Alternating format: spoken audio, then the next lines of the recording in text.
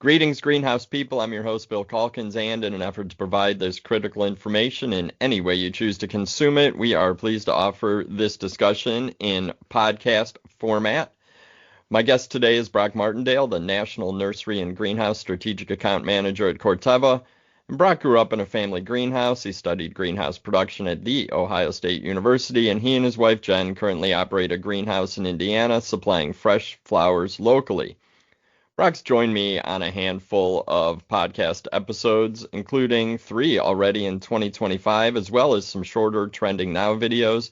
And downloads of these episodes are always strong, so I know our loyal listeners and many others across the industry are well aware of his ability to share detailed, research-based cultural information blended with real-world greenhouse and nursery production experience.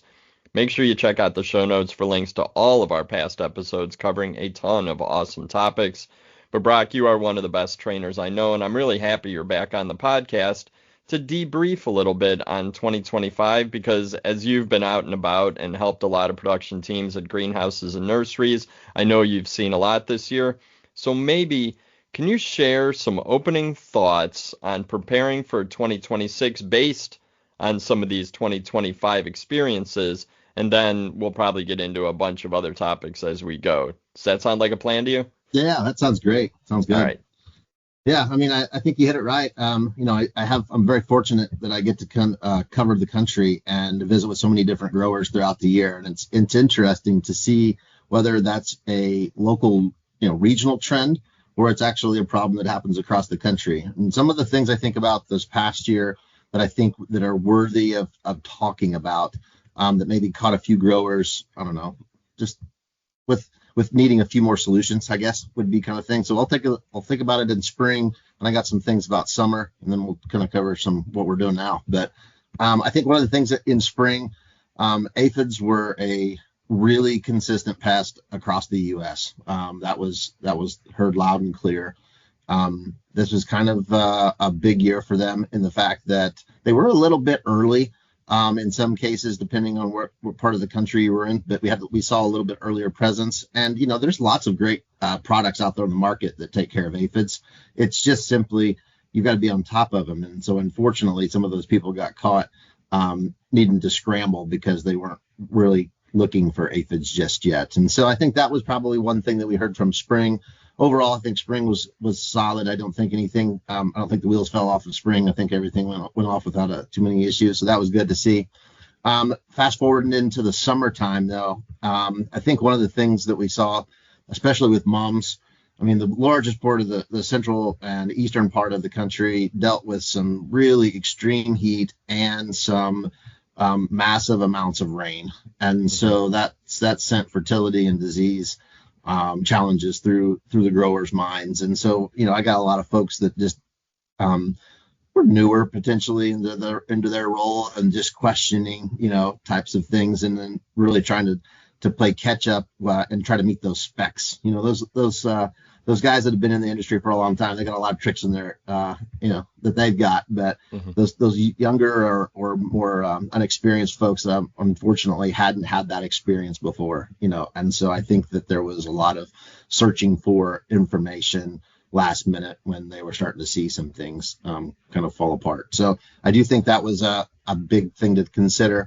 We're kind of right in the middle of poinsettias right now. We heard about some pest issues early on in production. I don't think that that's been too big of an issue. I think everybody's been able to solve that. But right now, what's on the top of everybody's mind is we are at the finish line. I mean, if it's got color, we are just either days or weeks away from shipping that crop out. And we all know what's really a challenge then, and that's just that crop safety side of things. And we'll talk probably in a little bit about some other products and opportunities and things like that for growers. But I think that's one of the things that I've been hearing, that's like just this concern. You just want to get it on the truck. Yep. Get it out of here.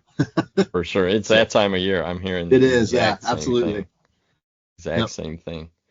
Well, I think that's a great overview, and I do want to dig into each of those seasons a little bit more, and then talk about how you take what was learned in 2025 and past years and apply that to your strategies moving forward. Yep. Why don't you want to work backwards and start with poinsettias? Yeah, sure. Why not? But Yeah. back in late spring, you and I discussed some strategies to manage disease and pests on poinsettias. I think our timing was really good on that Yep. episode because it was early enough that growers could order products and start that planning process, knowing that things are going to come up. We talked about powdery mildew and whiteflies and some of your products. We talked Yep. about Expire, Flaxcore, and Eagle, and Yep. really touched on a bunch more. Um, so I guess thinking back to before we're on crunch time, shipping time of year, what else did you see out there, and what were you working specifically with growers to manage? What were they doing a good job with, and what were they struggling with? I think overall in poinsettias, I think that, I mean, most of them to this point kind of have their recipe of action. I think Mhm. that's really good. And they take the learnings that they have each year, and then they may make some small, very small, minor tweaks to that program. But, for the most part, those poinsettia growers are seasoned in nature. And so it's really just dealing with, there was some, like I said, there was some pest issues early on with some poinsettia crop. And then, that was something they needed to deal with. And so that was, I think that's with any crop that we grow. We've got Right. things that aren't necessarily, you know, just from the local area. It just kind of stems from, how we produce plants. And so Hmm. there was a flare up, and that it got resolved. I think that the situation right now with the poinsettias being ready to ship and so closing in on that the growers right now have a real limited number of products in the marketplace that they can use with colored bracts. Yeah. And we've talked about this before, and even in the spring when we had that. But I mean, that's a excellent space where Expire shines. All the work that we did in R&D to test poinsettia safety with colored bracts was huge. In fact, we utilized poinsettias as an indicator plant in a lot of our testing Oh, as well. interesting. So So you used it to take a look at the impact of these products yeah, yep, on it's part of the screening poinsettias in the process for finished now. So stage. like you think about all the things we do. There's things we do obviously in ag crops, but our indicator from in just like the very broad spectrum of starting to take one of these new molecules and start to think about it. Poinsettias is our indicator crop, Okay. and so it's a large enough crop for the U.S. That we feel like that's a good place to start and get that beginning yes no answer to is this thing going to be safe? Yeah, no, for sure. When you think about some of these insects that we saw early on, some of them are probably the insects that we all know and love with poinsettias, but some are insect pests that you don't see every year. Yeah, Is there a absolutely. way, yeah, is there a way that you work with the growers to get ahead of these to, are there preventative treatments that you recommend, anything like that? Yeah, I mean, I think there is for sure different strategies for things. One of the things I think about is what we take from this year to make sure that next year is a better year. And Hmm. so like we want to include if we're thinking about from a scouting perspective, you have that conversation with the grower. What pest did you deal with last year? What pest do you deal with this year? And if there is that opportunity for something new, we want to make sure that they're training their teams to be able to go out and scout for that pest that maybe wasn't relevant in past years or wasn't part of their normal training type of onboarding of a new employee. Hmm. And so I think that's probably the biggest thing that we have that we do or trying to make them think ahead of how to make that next crop that much better. One of the pests I heard about the last 2 years is Lewis mites. Yeah, it was Is all that, it was all about mites this year in poinsettia crop. yeah. I don't feel like we've got a lot of solutions in that space, but at the same time, helping growers at least identify and understand what they have Hmm. is a just as important as being able to have the solution because they at least need to know what it is they're dealing with before they just start hammering a crop with unknown you know products that don't have necessarily the right outcome for what they're looking for. Right. And then poinsettias are a long crop, so I would imagine rotation is pretty critical. It is absolutely, and I think a lot of the times now there's starting to become enough products on the market that growers should be putting together pretty good, robust strategies into that. But occasionally there's a time where I find a grower that's still, you know, only looking at two or three items in their rotation, and I get a little concerned with just two or three Mhm. products, especially on a long crop. Yeah, no, for sure, for sure. Um, let's continue working our way backwards. I did not hear a lot of issues with garden mums besides what you already talked about, the heat, the rain. The heat, I did hear about crown budding, and the rain, definitely there was disease that seemed to come later in the crop from what I heard. And we do have a Facebook group, and I saw a ton of garden Yeah. mum photos. What is going on with this crop? Yep. Um, so maybe I don't know. Do you wanna talk about a few of the more common issues that you saw and how Yeah. growers kind of went Yeah. I about think. taking care of it? Yeah, I think one of the things that we saw, and I'll go back to you know, a lot of people who have maybe recently got into their roles, or some of the newer companies and things like that, or just this was a massively different year, and Hmm. so plants were doing massively different things, and so they sometimes exhibited some symptoms that growers were left with: is this fertility or is this disease? And maybe in some situations it was started off as fertility and ended up being disease. So like it Yeah. was kind of a combo action, and so those rains were relentless, especially in the Midwest. And so I know there was a significant amount of crop that was impacted there. And so, um, yeah, I think that was probably helping the grower understand what those diseases and action items should have been a little bit earlier, and then being able to get on top of it and prevent some of the issues that they saw later on. I mean, I think it kind of was I'm thinking of a handful of guys in my head, and it was almost on repeat, like Mm. of what the problem was, like what started it, and then Yeah. what it became, and then the outcome totally. So like there was, and we're talking about some good sized guys that just hadn't had that scenario in their Hmm. you know in their crop history, and so this was kind of the perfect storm for them. And so that really led us to a little bit more looking at a little bit more robust fungicide programs Okay. from a drenching perspective. That was really kind of there was a little bit more root zone because of all the rain, and then finding products that were able to be you know stay in the soil and stay in the plant to actually do their job. I mean, we did utilize flock score in a few of those situations. I think it was a good fit. One of the things that set flock score apart in the marketplace is 15 minutes rain fast was super helpful in this situation. And so even though there's lots of strobies out there in the market, flock score being 15 minutes Hmm. outpaces them all. And so that's where that product shines. And so that was a great solution, and hadn't been part of everybody's toolbox. And so that was definitely a win for some.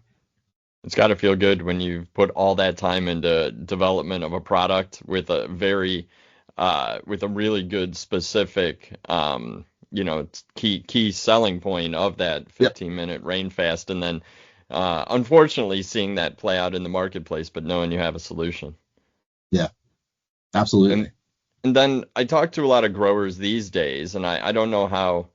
I think in the past you might have taken some notes, and there might have been a file folder somewhere on paper about what you saw this year, and you could Yep. maybe go back and reference that in the future. But now with all the digital file sharing and accessibility of taking notes and sharing notes, I know a Hmm. lot more growers are creating these production plans digitally and then going back and mentioning what happened each year so that you have a running record of Yep.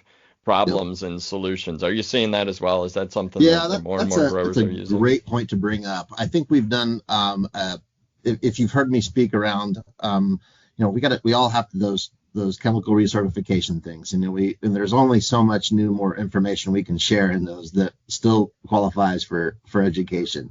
And so one of the things that I think that I've been really stressing, you probably heard it before, I've seen you in the room before, is the training aspect. Hmm. And so like where a lot of these facilities are much bigger than what they ever were before. And so you'd have one person that had all this tribal knowledge. And what happens when that one person's gone? Yeah. And so it's more about creating that exact what you said, the database of information. And it's great to have all the team members or all the the plant health folks in your team to be trained, but if they don't know how to potentially store and use some of that information, it's not good just to send a text, like, hey, I found some. That's great for the immediate put out the fire, but like, could we use any of this information to be predictive? And the answer is going to be yeah. I mean, like before we got on the call, what we were talking about? We're talking about AI. And so is there any of this that we could potentially start to think about how we take scouting reports and dates and things like that, and then be a little bit more productive on how to get ahead of some of these pests, because I bet you we can using some tools like that. For sure. And you mentioned, is it a fertility issue or is it a disease? Yeah. Taking photos, documenting that is going to really help you, spend less time deciphering that in following years. And we will have another year that's rainy and hot. Yeah. So knowing what you did in 2025, if it's 2028 and you have the same environmental conditions, you're going to have a plan moving forward. Yeah. So before we leave, I guess, fall production of mums, I am interested in late summer perennial production for fall sales, especially related to weed management. You and I spent a lot of time talking about this topic. I remember we were sitting in the gardens in West Chicago. It was a beautiful, hot, sweltering hot day, and we were talking about fall. And we talked about timing of these applications and how you saw products like Gallery, Snapshot, Dimension really helping growers prevent and treat weeds while reducing labor. That was a big part of the discussion. I'll put a link to that in the show notes because I think the labor piece is really critical. But are folks taking your advice and getting these products down in time? Yeah, I laugh at that. And it's all around the U.S. kind of depending on you go back to the Midwest and you see obviously we drip down into the 20s and so obviously fall and winter are here in the Midwest. But this past week I've been in Oregon, and so we're still in much of their considered fall, and pre-emergence were like what was going on in the out there. And I heard reference to the conversations that we had on that podcast, and they were really interested because that was an app that they had potentially forgot about and had been known to not necessarily always see the value in that last application, and recognize that was also the cause of some of their spring weed issues. And so it made perfect sense. They just needed a little encouragement to go to push them a little harder on the idea or on the concept. But I think that was one of the most recent. And then that stirred up some conversations. People reached out who had really good, solid perennial programs, but had a significant amount of material that they were using for bulking up. They'd plant in the summer and bulk up for in the fall, and then intentionally carry over. Right. And there were lots of people that reached out with questions and concerns who had never done that. And I think that was really the target audience for us. I mean, we have a lot of great greenhouse growers, and there's not a lot of products that are safe for, inside a greenhouse type of production. And so when these greenhouses then all of a sudden took off and started to grow perennials outdoors as another type of a line item for their businesses, it was great. The downside is all their tools that they've always had as understanding to control things kind of weren't as strong. And so, they were very apprehensive in general. The greenhouse grower using a herbicide. My goodness, it's crazy talk, Right. And so it really did give them the encouragement and trust that this can be done and that there are products out there that are safe. And that I think that was probably the greatest thing. I mean, just the simple thought process, hearing guys think through this or walk me through a few of those scenarios was really cool to see. And I know that stemmed all from the conversations we had. No, that's cool. And what is the first product you point them to? I mean, I think it really makes a difference on what their capabilities are. So I think about a lot of guys in ease for them is probably a granular product. Right. So a product like Snapshot It's pretty easy to apply. It's not a big learning curve. The gathering dimensions work really well as a liquid if you're set up to do herbicide liquids. But, one of the things that at least I want to talk about is, I want you to have dedicated equipment when it comes to herbicide versus fungicides and insecticides. And so that could be a barrier of entry at the greenhouse level to try something brand new like this year. Like they can build it in their capital budget for next year to buy a spray or dedicated spray equipment, but sometimes people are apprehensive just to go and just do that. And so that granular option is a way easier to get into that without having to have a big expensive equipment.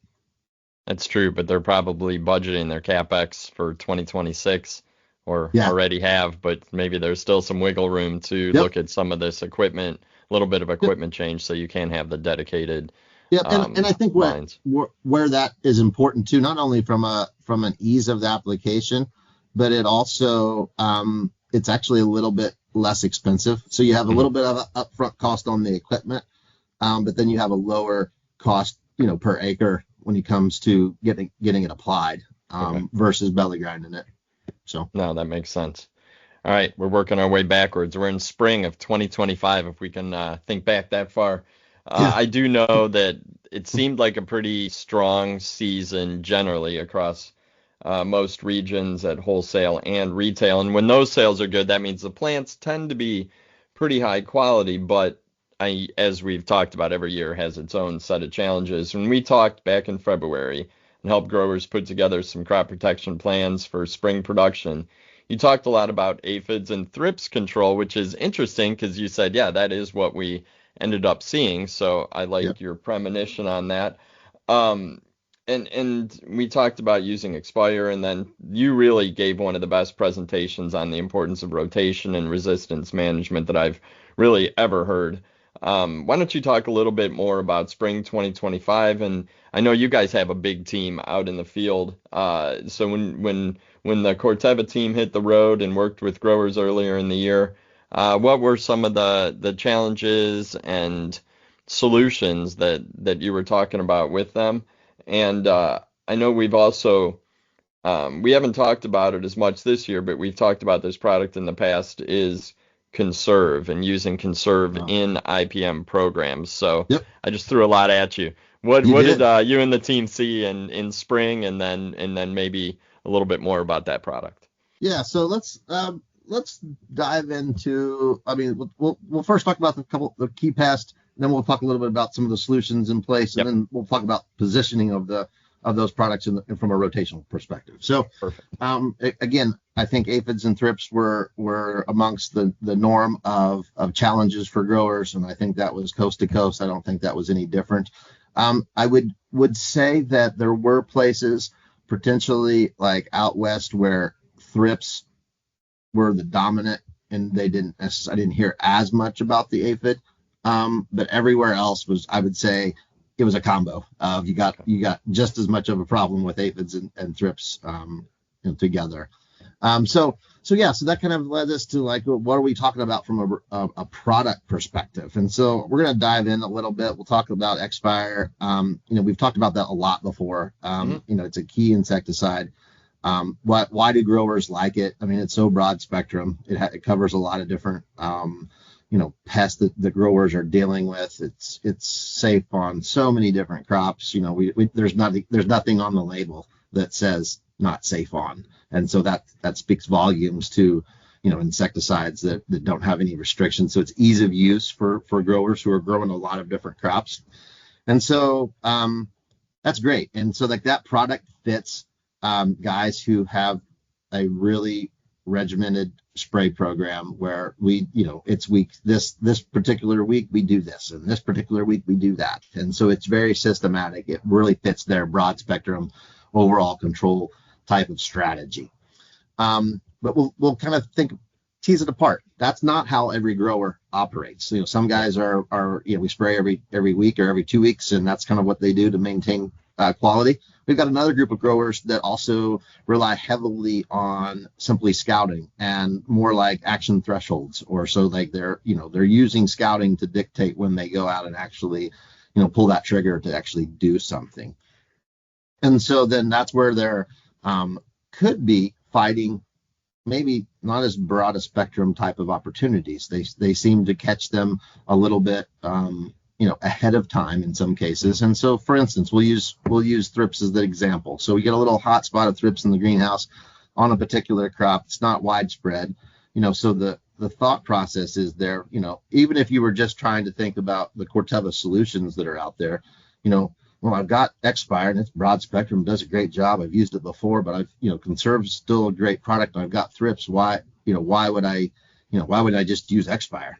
I think the reason why, one of the things we did was we really needed to, we made some changes in the Conserve label when we brought that product to market. So we actually took down the number of applications per year that a grower could utilize. So we intended growers to be able to utilize both if they had a desire to. Okay.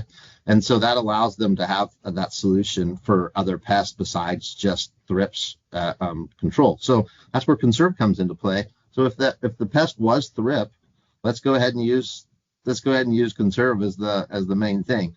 But here's where I always tell the grower, at the point that you are going to pour something else in the tank to broaden the spectrum, then you should probably just have used Expire. Use Expire. Yeah. Yeah. But if you were really targeting just that one hot spot of, in this case, thrips, I think that's really where that product would shine for you and do a really good job and gives you an ability to, use a product that we've, obviously been pretty proud of over the years. It's spinosades in general are, a huge component of agriculture around the world. And so it's not just an ornamental product. It's literally a global agricultural product. Okay. No, that makes sense. I like the way you position those two, because both definitely have a major place in the market.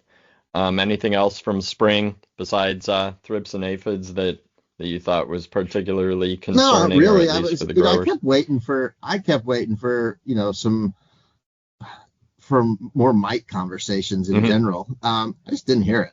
I'm not saying it didn't happen, that we didn't have them, but it was just the last several years we'd heard a lot about broad mites, and that was kind of annoying to people. And so I heard less about that and going back to some of the basics. And so that's okay. We'll take some basics every now and then. That's not a bad thing to have to deal with. For sure. No, totally agree. And we've talked a little bit about this throughout our conversation, but I don't think we've spent a lot of time on rotation, resistance management, obviously the weeds, specific insects and pests that you guys have products to go to battle with. But what we haven't really talked a lot about is Corteva's investment in R&D. And obviously you guys are a huge company and have a ton of R&D, probably as much or more than anyone. And we do, there are other products on the market, and you always do a very good job of shouting out the good ones, even if they aren't from you guys. It's one of the reasons I love talking to you. But, sometimes other factors like lower costs can be attractive to growers. We know this. But there are also risks with, really anything you're applying to a crop. How can growers evaluate everything on the market when making decisions? And that is a crazy big question. I'm going to leave it intentionally vague, but if you think that's worth some time, take it away. I'm guessing you have some thoughts on this. Yeah, absolutely. I do. I mean, I think that it's important for growers to really, truly evaluate products as a whole. You kind of hinted at it, where from a crop safety perspective. And that's kind of where ornamentals start with in all of their initial types of conversations, is really focused in on the crop safety. But that's also not the entire story.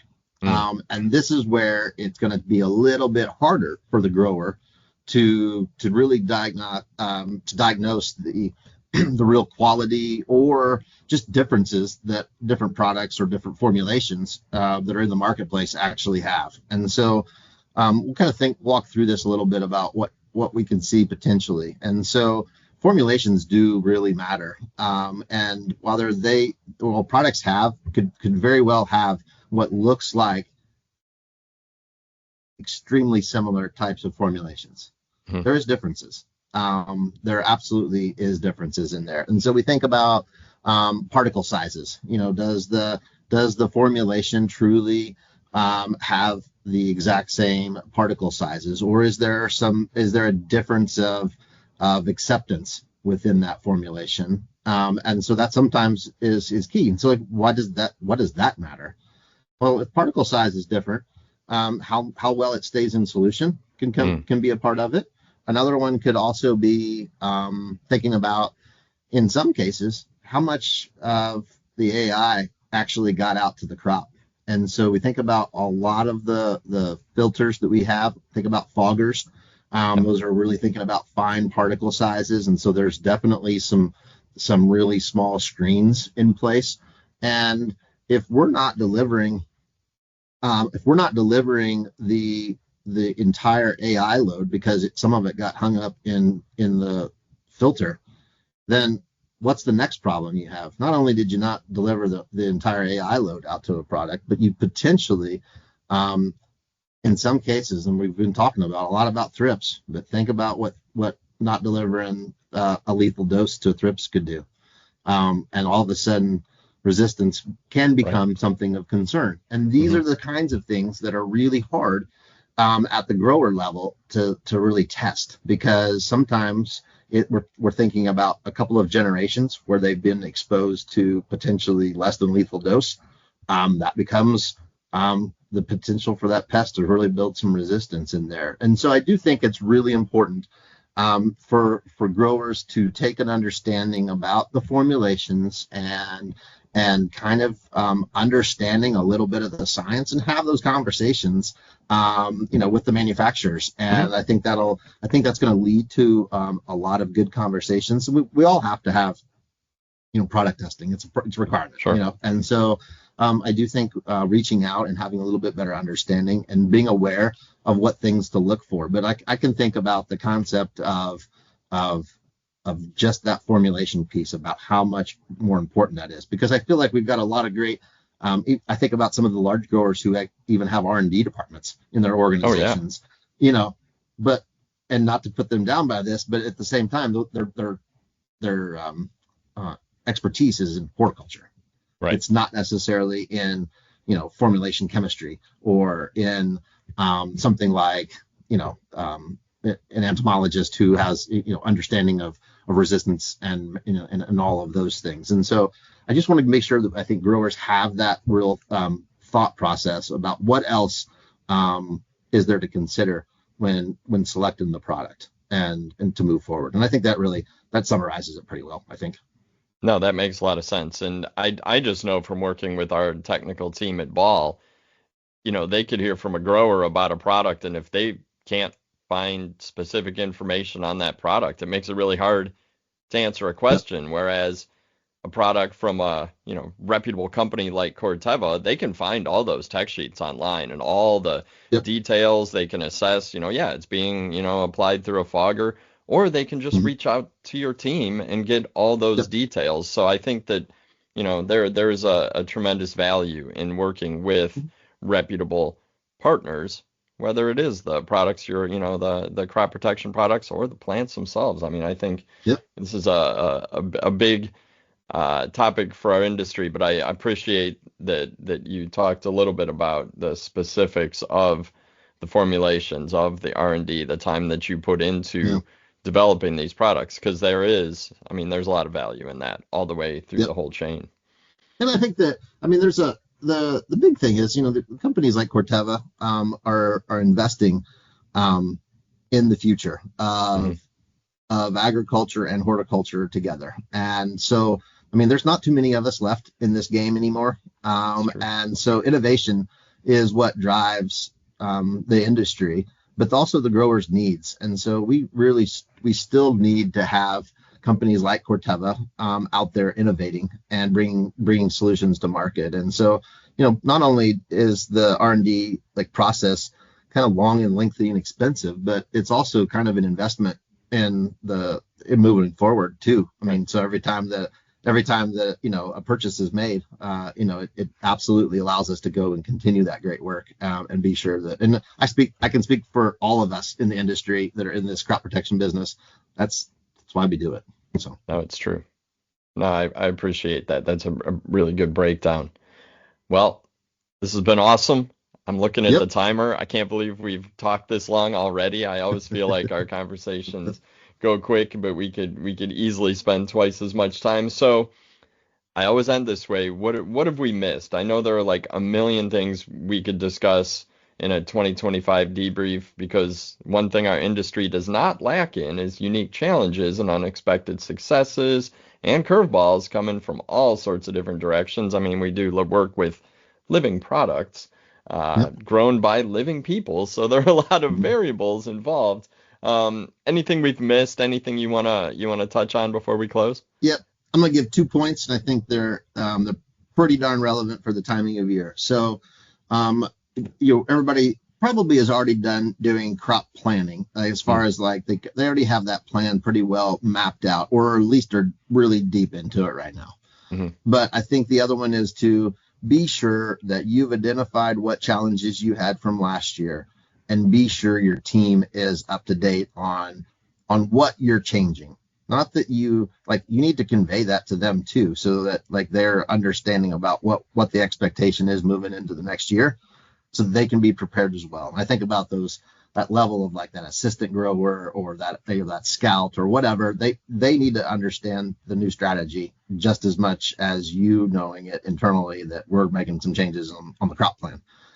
That's probably one. And then the other one is, I mean, we're always all challenged by, financial things. And so we're all in the process of budgeting and stuff like that. And so I know a lot of the crop protection folks, Corteva included, have been going through EOP season right now. So early order programs are, still open for some companies, including Corteva. And so I think just a shout out to, if you think about, there's some growers that haven't always taken advantage of those EOP discounts for various reasons, but I would encourage those looking to try to save some additional dollars. I encourage you to make those, get those orders in and take advantage of those rebates. I think it's well worth the effort and early planning in order to be able to do so. It's a good point. Growers have put most of their plant orders in by now, hopefully, and at the same time should be looking at protection products and placing those orders as well. Because if you are you're planting to a plan, you're working that plan. Now is the time to wrap it all up, and then you can sit back and enjoy the holidays once your poinsettias are out the door. We got turkey, football, and cookies all right ahead of us. So yeah, I can't wait. Exactly. Get those orders into Corteva on that EOP now, and you can relax on Thanksgiving and watch some football.